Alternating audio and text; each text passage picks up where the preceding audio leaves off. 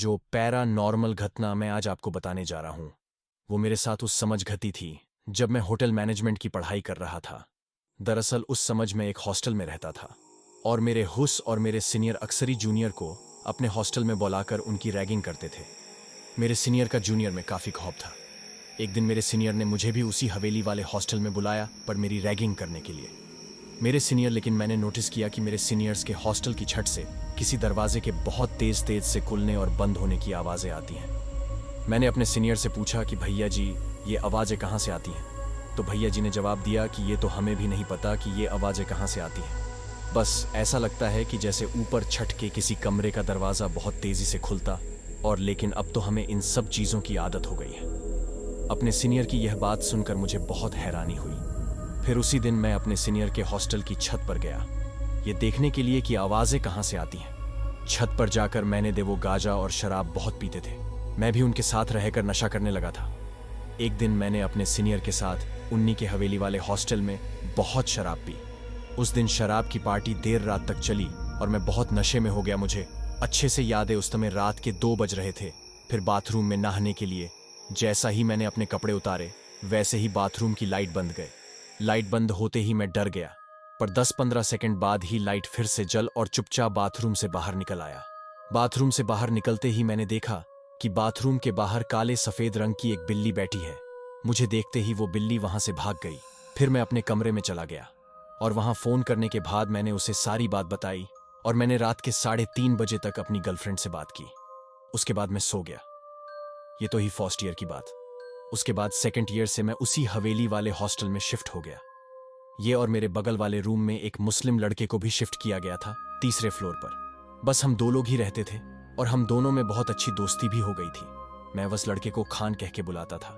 यहाँ एक बात मैं आपको बताना चाह, दरवाजा खोल रहा है और बहुत तेज से दरवाजा बंद कर रहा है। कहर फिर धीरे धीरे हमें उन आवाजों की आदत हो गई। तीसरे फ्लोर पर आने के कई दिनों बाद तक तो हमारे साथ कोई दिक्कत नहीं हुई, लेकिन एक दिन में अपने हॉस्टल की वो बिल्ली भागते हुए बाथरूम की तरफ गई। मैं भी वो बिल्ली के पीछे गया, ये देखने के लिए कि वो कहाँ गई है।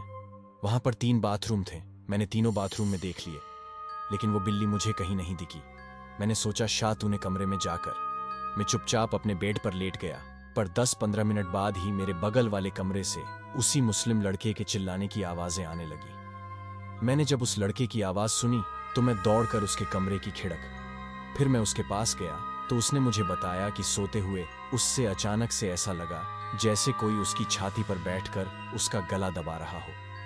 वो बहुत डर गया था, इसलिए उस रात मैं उसके साथ ही सो गया। फिर अगली रात को मैं हॉस्टल की छत पर सिगरेट पीते हुए फोन पर अपनी गर्लफ्रेंड से बातें कर रहा था। तभी मुझे बिल्ली की म्याऊ म्याऊ की आवाज सुनाई दी, लेकिन मुझे बिल्ली कहीं भी दिखाई नहीं दे रही थी। इसलिए दोबारा अपनी गर्लफ्रेंड से बातें करने लगा। मैं अपनी गर्लफ्रेंड से बातें कर ही रहा था कि तभी मुझे ऐसी आवाज आई जैसे किसी ने मेरे कमरे की खिड़की पर जोर से हाथ मारा हो। पर नहीं, खिड़की हिली नहीं, मेरे अलावा किसी और को। फिर उस रात ना मैं सोया और न ही अपनी गर्लफ्रेंड को सोने दिया। उस रात मैंने अपनी गर्लफ्रेंड से 4 बजे तक बात की। फिर कुछ दिन तक शांति बनी रही, सिर्फ वे ही दरवाजे के खुलने और बंद होने की आवाजें आती थी, लेकिन उसकी तो मुंह और फिर नहीं मैं चिल्ला पा रहा था और नहीं मैं हिल पा रहा था।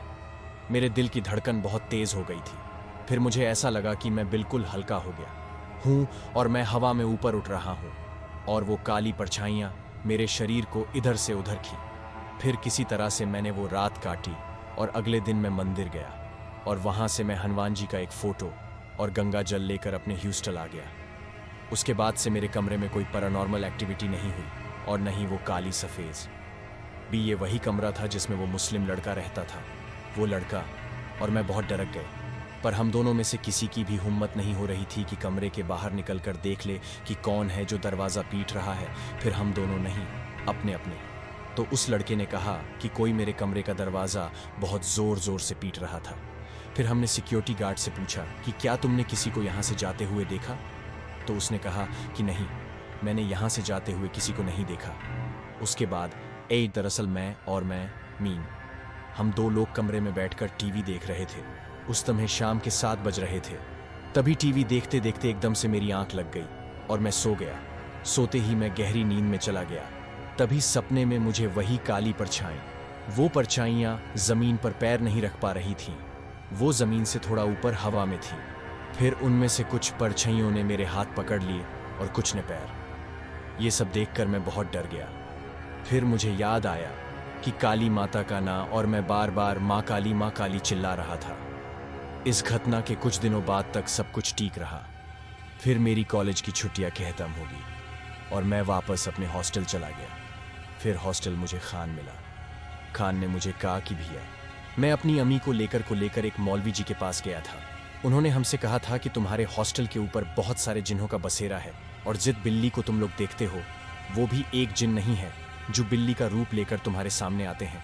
ये सब बातें सुनकर तुम्हें बहुत डर गया। फिर एक बार की बात है, जब सर्दियों का मौसम था, मैं कान के साथ ही उसके कमरे में सोया हो। आप फिर हमारे दरवाजे पर और हमारे कमरे के बगल वाले दरवाजे पर बहुत जोर जोर से पीटने की आवाजें आने लगी। दरवाजा पीटने की वो आवाज लगातार आए ही जा रही थी। कुछ मिनट तक वो आवाजें सुनने के बाद मुझे गुस्सा आ। दरअसल कमरे का दरवाजा खोलते ही मुझे इतनी तेज ठंड लगी कि मैं थर थर कांपने लगा, और फिर जब मैं वापस अपने कमरे में जाने लगा तो मैं कांपते जमीन पर गिर पड़ा। फिर खान ने मुझे जमीन से उठाकर बेड पर बिठाया और कंबल। उसके कुछ दिनों बाद ही ईद का त्योहार आ गया। कहर तब तक सारी पैरानॉर्मल घटनाएं काफी कम हो गई थी। फिर हमारा 8वां सेमेस्टर भी खत्म हो गया और हम लोग अपने अपने घर चले गए। कुछ दिनों बाद ही मेरी जब भी लग गई, पर मैं उस जब में घर में पैसों की दिक्कत आ गई, और तो और मुझे कहीं भी जॉब नहीं मिल रही थी। मैं हमेशा फ्रस्ट्रेट रहे लगा था, और सबसे भयानक बात तो ये कि अब भी वो काली परछाइयाँ मुझे सपने में आकर परेशान करती थी। मेरी जिंदगी बिल्कुल। ये सब देखकर मेरी माँ मेरे लिए एक ताबीज़ गाय से बनवा के लाई, और उन्होंने बस इतना कहा कि इसे हमेशा पहने रखना, कभी उतारना मत। और उस ताबीज़ को पहनने के बाद से मुझे वो परछाइयाँ दिखना बंद हो गई और मेरी तबीयत में भी सुधार आने लगा। तो दोस्तों, आज की वीडियो में बस इतना ही। वीडियो पसंद आया तो मेरे चैनल को सब्सक्राइब करें। धन्यवाद।